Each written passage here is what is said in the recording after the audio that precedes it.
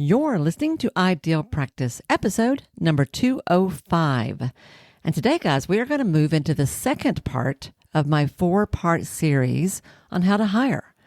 Just how to hire. I want to teach you how to do this well so that you are adding members to your team who are going to help you reach for and achieve lasting success.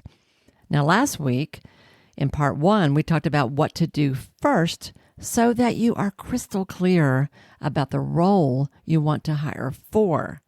If you have not heard that, I encourage you to go back and listen to episode 204 first, okay? But if you've done that, then you're going to love today. Because today, I'm going to teach you, now that you know what you're hiring for, I'm going to teach you how to write the perfect job posting. The kind of hiring ad that will truly attract the best people for the position well before you ever conduct that first interview. I'm telling you, this is really good, guys.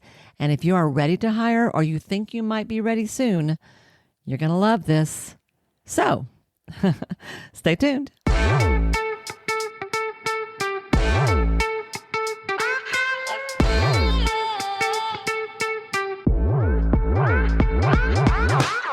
Hi, I'm Wendy Pitts-Reeves, and with over 2 decades of experience in the private practice world, I've built my 6-figure business while learning a lot of lessons the hard way. This is the first podcast that shows you how to apply the principles of energy, alignment, and strategy to build a practice that is profit-centered, but people-forward. This is the Ideal Practice Podcast. Hey guys, welcome back to another episode of the Ideal Practice Podcast. This is Wendy Pitts-Reeves, your host.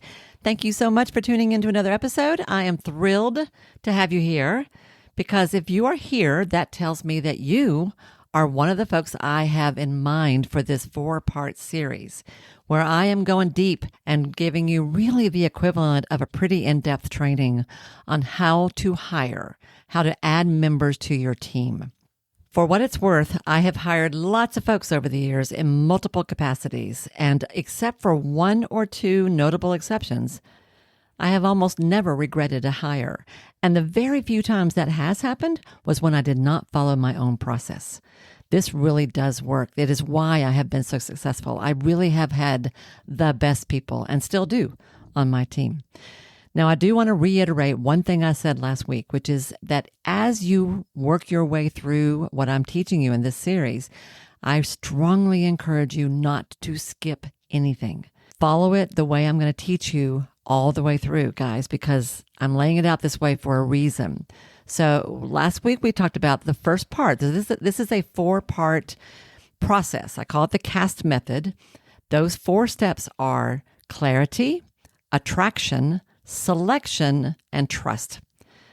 Just a real brief recap. Clarity is what we talked about last week, and that is taking the time to get crystal clear about what you need help with, what makes the most sense for you to be hiring for right now. And there's much more to that than most people realize, and we went in depth about that last week. Okay, so make sure you check that out. Today, we're going to dig into attraction. How, once you've figured all this stuff out, which is going to help you today, if you've done that last week, that's going to help you. Once you have got that all figured out, then what? How do you tell the world about it? Well, you've got to post a job listing somewhere. You've got to announce that you're hiring. And I am going to walk you through today exactly how to do that in the best way possible that is going to weed out folks who are not the best fit for you and bring to you those who are. The third aspect of this entire process of the CAST method is selection. That's the interview process itself. There's much to that too. I'm going to teach you how to manage that entire process from beginning to end. And then once you have made your decision, you have found your person and you are bringing them on board, we will move into the 4th and final aspect of this process, which I call trust, because it's basically your onboarding process. But we're going to do that in a way that builds trust between you and your new hire so that both of you are set up for success moving forward. That's where we're going in this process. Today, we're talking about attraction. So without further ado, let's get into it. All right, so let's get into this training. Let's talk about attraction and how to attract your ideal team member or applicants, candidates for the position that you've decided to fill. And I want to start by telling you a quick story. Back before I started private practice, I was the director of family therapy at a residential treatment center for teenagers, for adolescents who had pretty serious problems. The program itself was long-term in that kids would stay there for a year, sometimes 2. It was housed in a deeply wooded outdoor setting, and the program was based on a strong foundation of Native American philosophy, culture, metaphors, and ritual. That was part of what made this particular program unique and, to be honest, really special. Now, because of the rustic nature of the program, our offices were actually in log buildings. Like the family therapy department was housed in an office building that looked like any other office building on the inside, but on the outside looked like a log home or a log structure. And because of the nature of the business or the nature of the treatment center, we were often walking in the woods with kids, walking on trails, attending outdoor events, and things like that. Well, as you would expect, from time to time, I was in the position where I needed to hire a new therapist for whatever reason. And one day, when I went out to the lobby to meet the next person on my list of interviewees, I was pretty surprised at what I found there with one particular gentleman who had showed up for his slot. Now, I know this was an outdoor program with a strong outdoor vibe and quite rustic, but we were still professionals, and we were licensed clinicians who were doing hard, good, deep work with these families. I walked out into the waiting room, and there was my next interviewee was, if I remember right, I think he was a PhD clinical psychologist. I don't think he was a master's level clinician. I think I may be wrong. It's been a long time, but I remember him as being a PhD, which sort of added another layer to my surprise. I went out to meet this fellow in the waiting room or the lobby area, and he was wearing nice, crisp, dark new blue jeans, hiking boots, and a green and black thick flannel plaid shirt. Jeans, hiking boots, and a flannel shirt. Now, if he had been applying for a job as one of the counselors who lived in the cabins with those kids, that might have made some sense, but it was grossly inappropriate for the position he was applying for. And that was the first time, it made an impression on me for lots of reasons, but it has stayed with me ever since because it was the first time, even in my young career, that I became aware that not everybody thought about job interviews the way I was trained to think about job interviews, which is that you show up with your sharpest, best, most professional self, no matter what. Needless to say, the poor fellow did not get the job because that showed such a lack of judgment on his part and such a lack of attunement to the nature of the job itself that I didn't have to wonder about how he would do the rest of it. So, but it was an interesting experience. It was actually kind of funny at the time. And as I say, it has stuck with me ever since. But I share that with you because that is such a great example of how you can have an awesome person who is still not a good fit for whatever reason. And making sure that you promote the position that you want to fill in a way that is crystal clear, that there is no illusion about what it's about, is going to help you head off some awkward moments and avoid some potentially expensive mistakes. Now, back in part 1 of this series, we talked about how to take stock of your practice as a whole, how to best determine the position you want to hire for, and the kind of person who would be perfect for that role. Please go do that first, because you're going to need the information that came from that exercise to do what I'm going to show you how to do today, or to do it well. I'll just put it that way, to do it well. Now that you have gotten clear about where you want help and what you want help with, now it's time for that next step. Now it's time to craft the job description, the hiring announcement, the position profile for your ideal candidate. 1 or 2 or 3 people who identify and qualify as just the great kind of person that you want for this job. And you want to do this in a way that sort of vets those people and brings them forward while weeding out those who are not the best people for this job. And you want to do that way before the interviews even start. Okay? Too many people skip this step, y'all, which leads to expensive and sometimes emotionally really difficult hiring decisions. The more clear you are on the front end about what you require, what you're looking for, what's optional but would be helpful, about what would make this the, quote, best job ever, unquote, for the right person, the more likely your hire will be a success. And guys, when you get this right, my hope for you is that you will bring in people who fit into your company, your practice, your business for the long haul, supporting your success all the way. If you've been with me for a while, y'all know that my right hand is Queenie Verhoeven. I have had her here on the show before. Queenie's been with me now at least 10 years. We may be going on year 11 at this point. And the only way either one of us can remember that is because I remember how old her son was when we started. That's how I remember it. But she and I both have grown together through the long relationship that we have. And I would not want to run my businesses without her.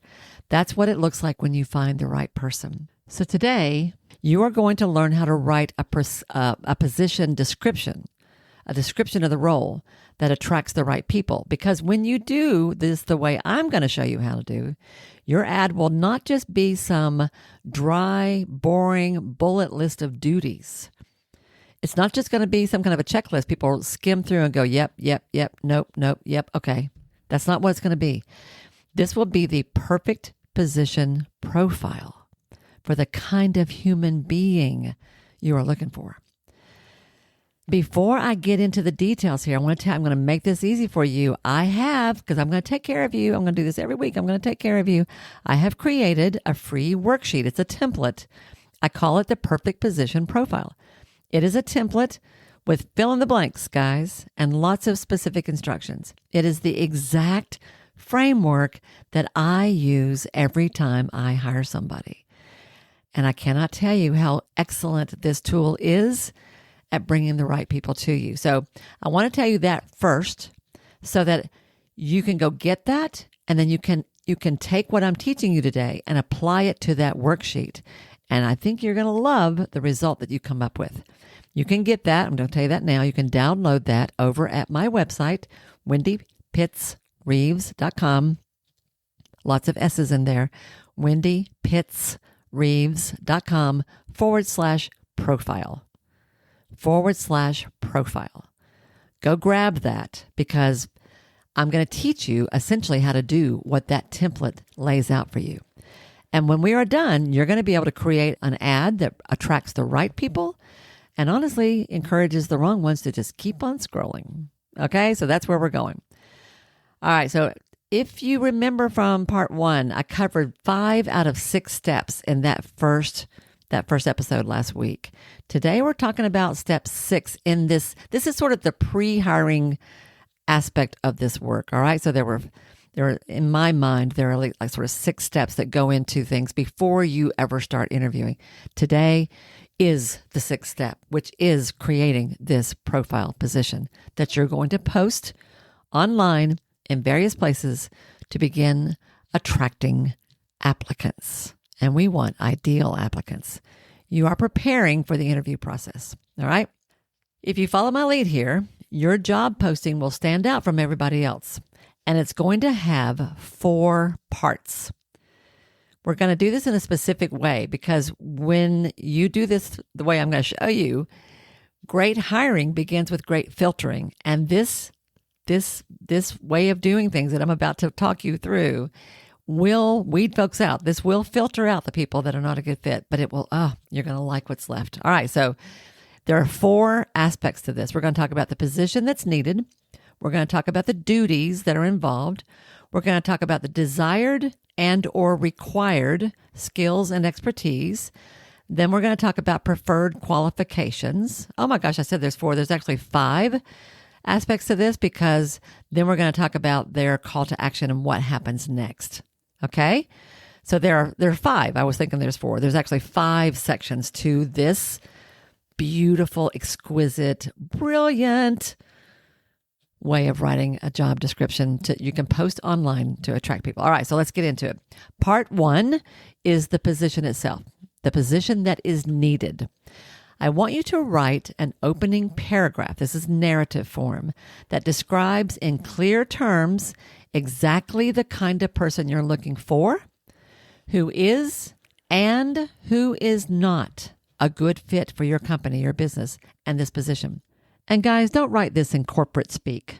Write it with your personality, your flair, your tone, right? Your style, and make it fit your business. I want you to clarify what you're looking for. Somebody who thinks like this, somebody who works like that, somebody who wants to be a part of a company that's doing this kind of thing, somebody who can handle that.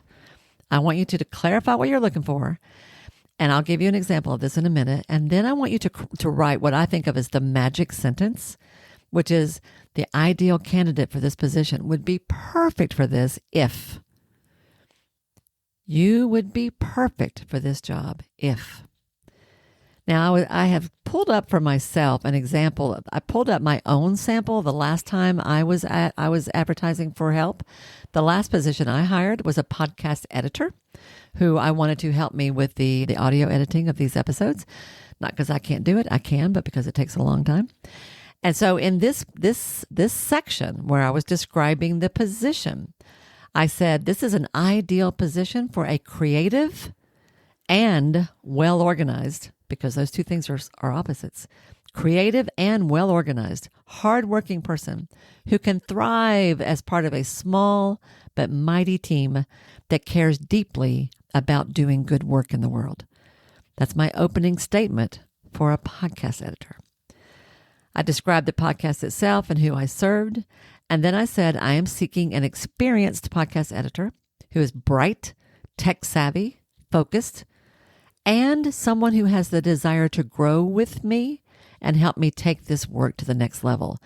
My point there is I'm looking for someone who's going to stick around for a while because we're going places.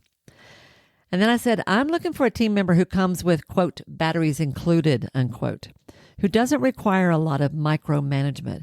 I do want you to be able to follow instructions, but I also want you to bring ideas of your own. And please, all caps, high standards and a positive attitude is a must. This is part of my description on the front end. And then I said, are we a good fit so far? I want to weed them out right off the bat. If yes, keep reading. If not, please stop reading now, and I wish you all the best. So you see in the very opening paragraph, I am like chopping them off. If you fit what the description I just wrote out for you, come on, keep going. If you don't, it's been nice knowing you. And in the template that I just told you I've got for you, I've got very specific, I've got a place for all of this. You'll see that as well. Okay, so that's just an example of where this can go. That's part one, the position needed, a description. Part two is a list of the duties. Now, I do want you to write a narrative description of exactly what they'll be asked to do in broad and specific terms. You actually heard a little bit of that in that opening segment as well. What does this job really entail? What would they actually do? That we're going to talk about in part two. And then in part three of this write-up, this is where you're going to make your first bullet list of details, okay? And what this section is going to be is what I think of as your have-to-have section. These are the required skills and expertise that you want them to already have or be able to acquire or learn. Now, this can be where you list, for example, credentials, education, licensures, certifications. But it can also be that they either already have or can learn to work with certain computer programs, tools, software that you use and you need them to understand. You might also want to make a list of various traits that would be required to be successful in this position, such as the ability to work independently, solid attention to details, initiative, creativity, organization, a high level of professionalism, sensitivity to the unique needs of your clients. Whatever makes the most sense for this particular position. This is the list you're going to make in this section, okay? Then in the next section, you're going to add your bonus list of nice to haves. These would be extra qualifications, extra certifications, extra layers of ability or skills that make them even more competitive. They're not required for the job, but they would be nice to have. For example, in my case, I was looking for a sound editor, but it would have been nice to have someone who had video editing skills as well. right? Not a requirement, but nice to have. Like it just depends on the job you're looking for. But if there are extra things that would make them like, this would be great if they could do that too, this is where you're going to put that. Here, I also want you to add anything they need to know about the hiring process, such as tests that they may be required to take, trial projects or auditions you might want them to do, how the interview process is going to work. You're going to do that in this section as well. And this is a really good place for knowing their scores on specific tests, such as the Myers-Briggs Type Index, MBTI, the Kolbe-A Index, the Enneagram, Strength Finders, the DISC. If you use any of those assessment tools, and I hope you do, or if maybe you don't do them yourself, but you want to know what their scores were, this was a great section where you would ask them to supply that too. Because all of this is under the nice to have or helpful to know kind of category, okay? That's part 4. Let me give you an example of these two sections. So the required skills, I said desired, required skills and expertise, and preferred or helpful to have, all right? Plus a description of the process around it. So let me share what that looks like on my end. So I wrote, for example, under the details, I wrote the hours of work and the place of work. In my case, this was 100% remote. I wrote that the hours would vary, but that this was project-based. I described how often episodes were produced, how many I wanted to have in process at any given time, what my goal was in terms of getting ahead on production. I went ahead and described the pay range depending upon experience and performance. Experience and performance. That was I started with that. Then I had a list of primary duties. And in here, y'all, I got pretty specific. Polishing and finishing all podcast audio files by. And then I literally made a list of like the steps they would have to go through and the skills they'd have to have. Editing, identifying and pulling out sound bites, writing show notes, collecting pull quotes, setting up the content on the tech end. For required, I wrote reliable, high-speed internet access. They had to have that, and I needed to be able to count on it. They needed to have excellent English skills, a solid understanding of and comfort working with the audio tools I use, Google Drive, Dropbox. And then I wrote helpful. It would be helpful if they were familiar with 3 different programs that I use. And then I wrote, you would be ideal for this if. I love this section. You'd be ideal for this if. And then I made a bullet list of about 1, 2, 3, 4, 5, 6, about 7 or 8 things. You're tech savvy and detail oriented, and you have an almost intuitive sense for the flow of sound. You appreciate the quality of a well-edited audio. Your English is excellent, so it's easy for you to grasp abstract concepts or to pull out quotes and marketable moments in an interview. You're open to feedback, willing to learn from mistakes, but you don't beat yourself up about them. See what I did there? You'd like to take your time and do the job well, but you can just as easily adapt to a quick turnaround and work well under pressure if needed. Your terrific sense of humor helps on the crazy days. Guys, for those of you who don't know me, if you work with me, you have to be able to handle crazy days. And then I said a few other things along that line. If you'll notice what I'm doing here, I am weaving in very specific details about skills, but also about their mindset, their attitude, their approach to work, their ability to tolerate stress and chaos, and their ability to mitigate that chaos as well. So that was my you'd be great if kind of stuff, okay? That's the kind of thing we're going to write in these sections with your required skills and your preferred qualifications. So the next section components that you're going to write in, I'm calling this part 5. I'm not sure that's even fair right now. When you craft your own, guys, if something makes more sense in a different section, I call this the way I labeled this in the. I just want to make sure what I really want you to do is I wrote still interested. The type of things that I'm laying out for you is I've laid out, and I really want you to pay attention to pretty clear description because that communicates so much about you as a practice owner. I'm not looking for a robot as their boss. I'm not looking for a software program that can check certain boxes to work with you. I'm looking for a human who fills in the gaps around what I can do in a way that's going to serve both of us. Okay? So once they have read through all that, if I haven't turned them off yet, I said, still interested? Here's what to do next. And what you want to do here is you want to write a specific call to action for what you want them to do next. Be sure that you are clear about how and where they send things to you.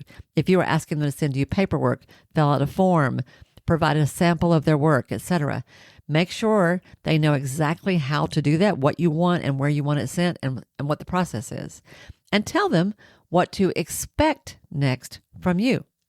Personally, I want you to both warn them about what it's like to work with you and also engage them. I want you to tell them what they'll love about working in your practice, what they're going to love about this new tribe that they're joining, and what they won't. I want you to weed out those who aren't a good fit. And guys, you know what? This just occurred to me. You know where I learned the importance of this, of telling them what they're not going to like? I actually learned that way back in that same job when I was the family therapy director. Back then, when I was doing intakes with these very, very, very, frightened, overwhelmed, at the end of their rope families who were trying to make the decision whether or not to hand their kids over to us for as much as a year or more, and all of what that was going to require from them. I spent a lot of time in that intake, not just learning about their history and pulling together a formulation for the care that this poor kid was going to need, but I also had a frank and direct conversation with them about what they were not going to like about the program, what was going to be hard, how it was going to impact them, what they were going to be tempted to want to do, so that I could head all of that off at the pass, so that when those things came to pass, because they almost always did, they would be able to say, oh, this is what Wendy warned us about. I learned through that experience that it's always helpful to tell people, you're going to love this. This is going to be so awesome in so many ways. And this part you're not going to like so much. And this is going to be hard. And I want you to know that up front. Because if you're not up for that, then this is not right for you. So I bring that same attitude to this hiring process. Okay? So I want you to tell them what they'll like about working with you and what they won't. I want you to weed out those who aren't a good fit. And then I want you to tell them exactly what to do next. Specific instructions for the email they're going to send you, the backup content that you want them to share, whatever. I want you to give them very specific instructions. I'm going to tell you a bonus tip here in just a second. But let me hop over here to the one I did and see if I can see how I handle this. So I said, send an email to me and then I wrote with the word interested. And I put in this write-up, I had the word interested in all caps with quotes around it. So send an email to me at with quote interested, unquote, all caps, in the subject line. In your email, include a cover letter that tells me what about this position interests you and why you'd like to be considered. I didn't want them to just want a job because they need a job. I want them to want this job for a reason. And then I said, if you have references or examples of some of your work that you can share, that would be great. And then I said, for example, and I gave them some examples of some of the kind of things I'd like to see. And then I said, if you know your Enneagram or your Myers-Briggs personality type, that would be awesome. But if you have taken the Kolbe A Index assessment and can give me your numbers, that would be even better. Guys, I use all of those tests and more. I will tell you the Kolbe A, that's Kolbe. That particular assessment that measures your preferred work styles, I won't hire somebody unless I know what their Kolbes are, even if I have to pay for them to take the test themselves. So here I'm asking if they already have any of that. But when I get down to my final candidates and I'm ready to hire somebody, I'm going to have them take that test because I'm going to need that information. So I put all of that in here. And then I said, while you're at it, please take the time to tell me a little bit about what is most important to you in a working relationship like this. This is my what to do next piece. And do you notice what I'm doing here? I am actually laying out the format for that cover letter or that email, whatever they do. If they literally just go paragraph by paragraph in this section, they'll know what I'm looking for because I have made it very clear. I didn't say in paragraph 1, do this, in paragraph 2, do this, but I just about did. So if they're paying attention, they will capture all that. So with that, I have laid out for them exactly what I expect from them. Then I move into a section where I tell them what they can expect from me. Here, I laid out a detailed description of the steps involved in the interview process. There were several. I will tell you about that next week, but I want you to know that I did lay that out in the description here for them as well. So if you think about what we've done so far, we had a narrative description of the position itself and the company that they were joining, who we are, how we function, what we are looking for. We gave a brief narrative description of the duties, what the job would actually require from them in both broad and specific terms. Then we added details in the form of 2 different sections that addressed the have-to-haves and the nice-to-haves. You can call those whatever you want to call them. In my case, I called the have-to-haves, I call them desired skills and expertise. They're actually required. And in the section, the second part of that, where I was talking about the extra stuff, I called that preferred qualifications. That's formal language. You can call it whatever you want to. That's what I have it on the template. In my own version of this, I am not always quite so formal, and I handle it a little bit different. But that's also part of this. I want you to be able to do things the way that fit for you. So as long as you have these components one way or another, feel free to rearrange them in whatever way makes sense. So I've gone through all of these aspects of the position itself, what it entails, what it requires, what they can expect, and what we expect. And basically, that's kind of it. Like, you can stop there. You might want to have sort of a summary at the end, or like come back to your call to action one more time. I will say that in my case, the last time I was hiring, I did add sort of a bonus section at the end, and this is not in the template that I'm sharing with you because this was unique to me. But I felt a need to end with a section about what mattered most to me. I wrote a paragraph about who I am, what I care about, what you would love about working with me, what will drive you crazy, and then what it's really all about. And guys, in my case, when I ended up writing this, I put this last. This was kind of my closing argument. That's how I did it. Yours will be different. Yours will be what you need it to be. Ultimately, you're laying out this clear, practical description of the skills needed for the position, but you're also describing them as a human and the kind of humans who are going to work well in your business. Okay, one last thing real quick.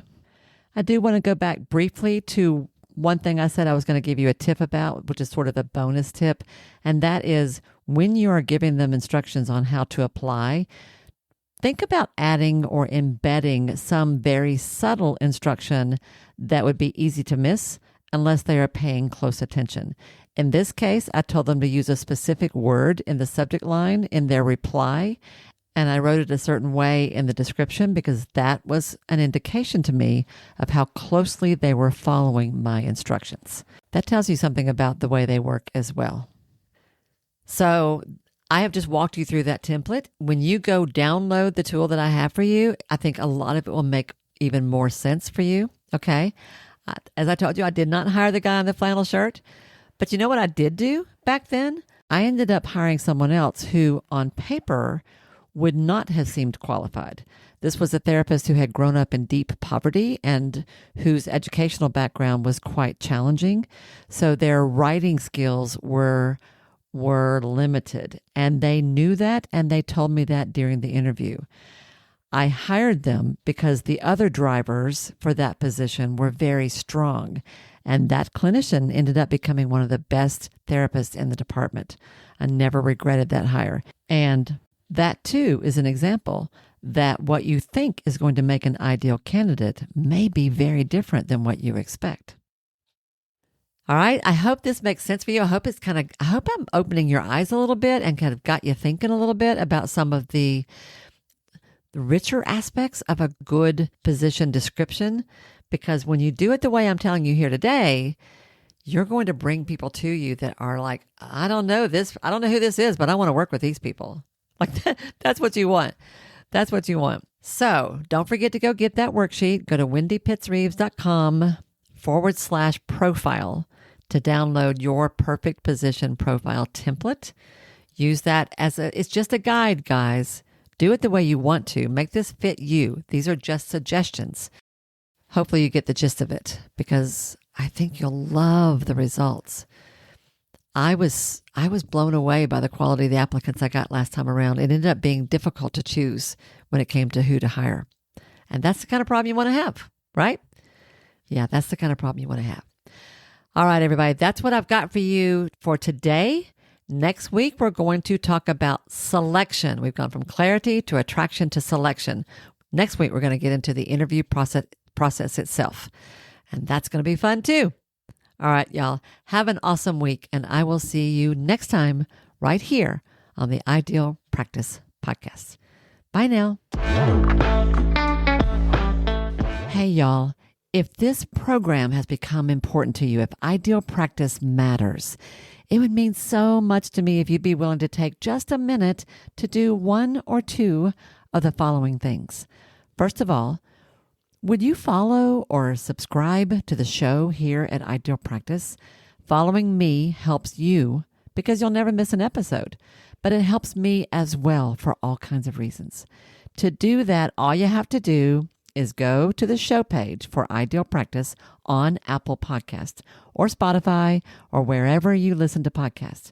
There, just click on the plus sign that you'll usually find in the top right-hand corner, or click on the word follow that you're going to find somewhere there on that page. Of all the things, this really is the most important thing you can do for the podcast itself. While you're there, it would be extra special if you would be willing to give me a 5-star rating, and even better than that, a review with your own words. Your words matter.